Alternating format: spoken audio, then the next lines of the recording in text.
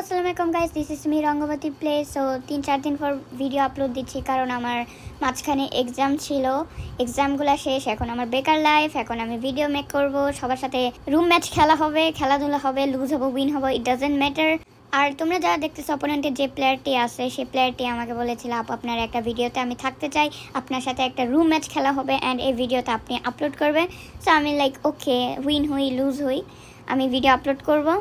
আর তারপর আমার খেলা আমি দিছি, সে অনেক ভালো খেলে। লাস্টে যে তোমরা দেখো কে উইন হয়। So guys, let's start the match, let's go.